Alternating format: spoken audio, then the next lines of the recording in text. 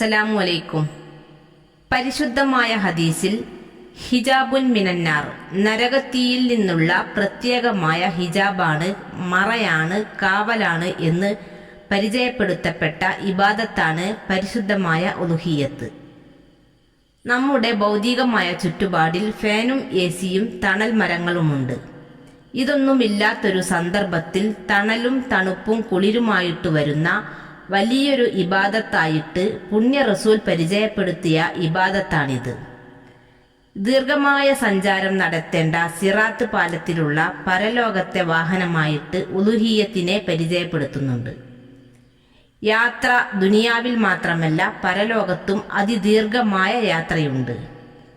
അതിലേക്കുള്ള ഒരുക്കമാണ് ഉലുഹിയ്യത്ത്.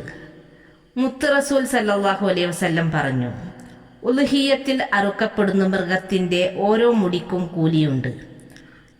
അപ്പോൾ സഹാബത്ത് ചോദിച്ചു, രോമത്തിനോ? മുത്തുനബി പറഞ്ഞു, ഓരോ രോമത്തിനും കൂലി കിട്ടുമെന്ന്. ദുന്യവിയും ഉഹ്റവിയുമായ എല്ലാ ഷെറിൽ നിന്നും നജാത്ത് നൽകുന്ന അത്രയും വലിയൊരു അമലാണത്. മുത്തുനബി പറഞ്ഞു, എന്റെ ഉമ്മത്തിൽ ഹൈറായ ആളുകൾക്കാണ് ഉലുഹിയ്യത്ത് അറുക്കാൻ തൗഫീക്ക് കിട്ടുക എന്നത്. അള്ളാഹുവിൻ്റെ അനുഗ്രഹം നമുക്ക് ലഭിക്കണം. ലഭിച്ച അനുഗ്രഹം നിലനിൽക്കണം.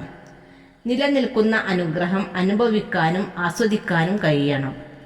അതിനൊക്കെയുള്ള പരിഹാരമാണ് ഉലുഹിയ്യത്ത്. ചില ആളുകൾക്ക് അനുഗ്രഹം കിട്ടില്ല, ചിലർക്ക് കിട്ടും, അത് നിലനിൽക്കില്ല.